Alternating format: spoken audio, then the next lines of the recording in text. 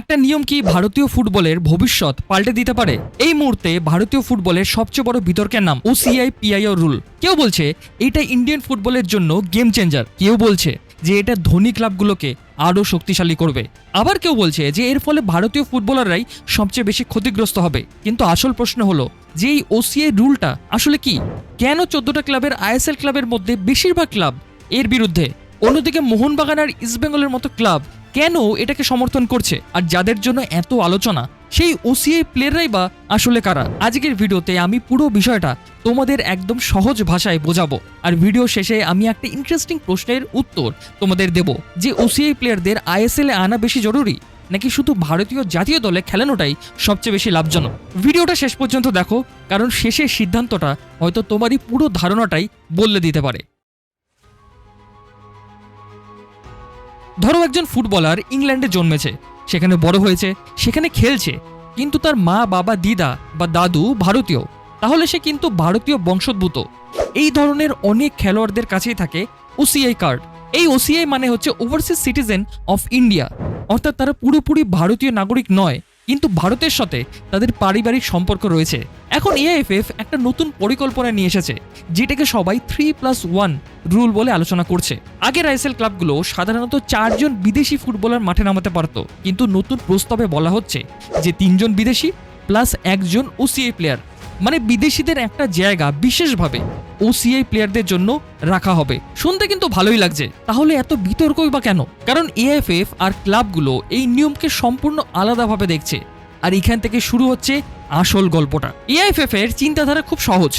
ভারতীয় ফুটবলের সবচেয়ে বড় সমস্যা হলো যে আন্তর্জাতিক মানের খেলোয়াড়দের অভাব। অন্যদিকে ইউরোপ, অস্ট্রেলিয়া এবং বিভিন্ন দেশে অনেক ভারতীয় বংশোদ্ভূত প্লেয়াররা রয়েছে।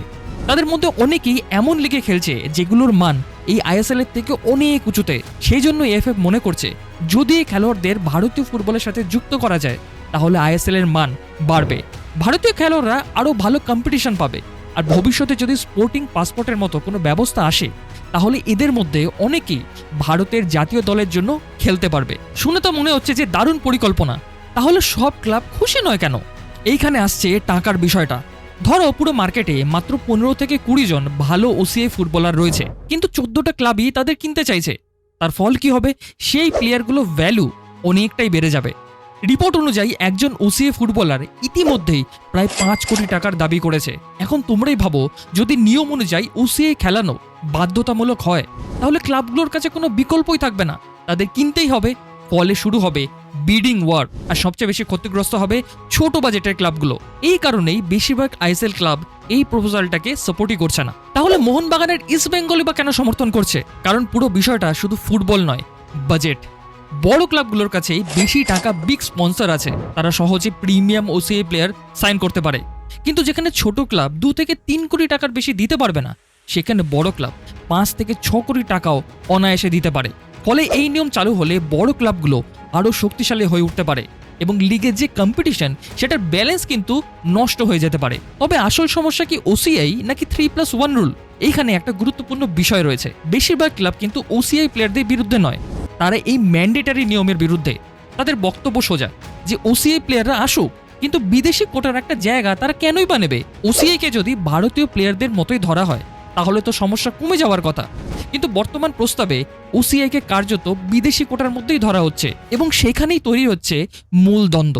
চলো এবার আমরা দেখে নিই যে ওসিআই প্লেয়ার্স যারা আইএসএল এর চেহারাটাই কিন্তু পাল্টে দিতে পারে। সবার প্রথমে রয়েছে ইয়ান ধান্দা, বর্তমান ক্লাব রস county, position attacking midfielder.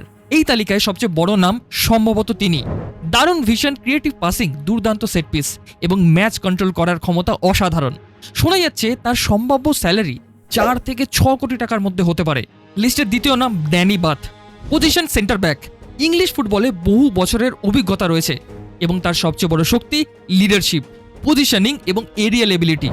ISL এর অনেক ক্লাবের জন্যই কিন্তু তিনি ডিফেন্সের লিডার হতে পারেন। লিস্টের 3 নম্বর নাম হচ্ছে ডিলান মার্কান্দে, টটেনহাম একাডেমির প্রোডাক্ট, পজিশন উইঙ্গার। দারুণ গতি, অসামান্য dribbling, 1 versus 1 skill.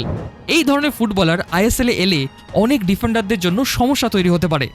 Manpreet Sarkaria, তার বর্তমান ক্লাব অস্ট্রিয়া ভিয়েনা। তিনি ফরওয়ার্ড পজিশনে খেলেন, কিন্তু প্রয়োজনে উইং এবং অ্যাটাকিং মিডফিল্ডও খেলতে পারেন, অর্থাৎ একজন কমপ্লিট অ্যাটাকার। এবং এই লিস্টের last name Joshua Pynadath. Position winger, young, speedy এবং অ্যাটাকিং মাইন্ডসেটের প্লেয়ার। অনেকেই তাকে ভবিষ্যতের সম্ভাবনাময় ওসিএ প্রোফাইল হিসাবে কিন্তু অলরেডি দেখছেন। নামগুলো তো হলো, কিন্তু এইখানে একটা বড় প্রশ্ন রয়েছে। আমরা এতক্ষণ ধরে বলছি যে ওসিএ প্লেয়াররা আইএসএল এর মান বাড়াবে, ঠিকই, কিন্তু এর উল্টোটা যদি হয়, যদি আইএসএল এ আসার ফলে এই খেলোয়াড়দেরই ক্ষতি হয়ে যায়। এখন একটু অন্যভাবে চিন্তা করি। ধরো ইয়ান ধান্দা স্কটিশ প্রিমিয়ারশিপে খেলছে, তিনি প্রতিদিন কোয়ালিটি রাইভালদের বিরুদ্ধে ফুটবলটা খেলেন।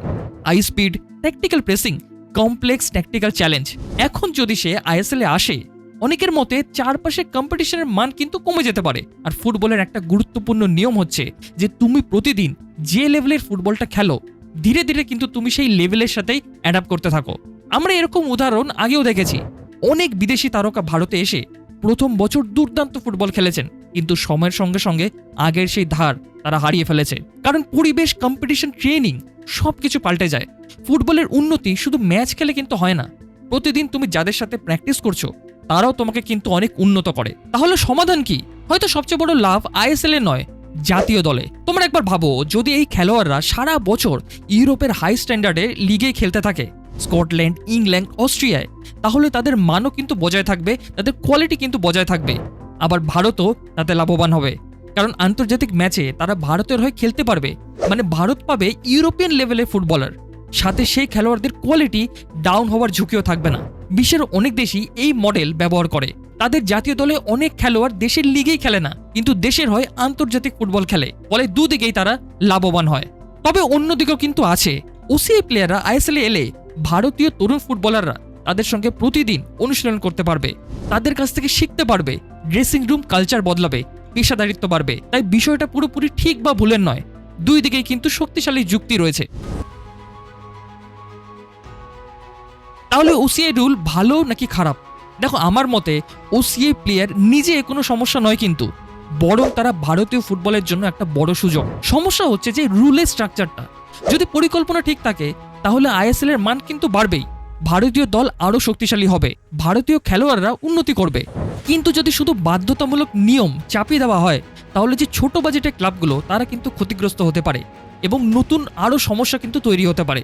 তাই এই ভিডিওর প্রশ্নের উত্তর যে ওসিআই রুল ভারতীয় ফুটবলের জন্য ভালো অবশ্যই, কিন্তু সেটা নির্ভর করছে কিভাবে এই নিয়ম ইমপ্লিমেন্ট করা হয় তার উপর। এখন তোমাদের মতামত আমি জানতে চাই, তোমাদের কি মনে হয় ওসিআই প্লেয়ারদের আইএসএল এ খেলানো উচিত, নাকি শুধু ভারতীয় জাতীয় দলের হয়েই তারা খেলুক? কমেন্টে অবশ্যই জানাও। আর মোহনবাগান নেক্সট সিজনে মিগুয়েলকে নিয়ে কিভাবে টিম বানাতে পারে, কিভাবে খেলতে পারে, সেটা জানার জন্য অবশ্যই এই ভিডিওটা দেখো। তাহলে দেখা হচ্ছে এই ভিডিওতে তোমাদের সাথে।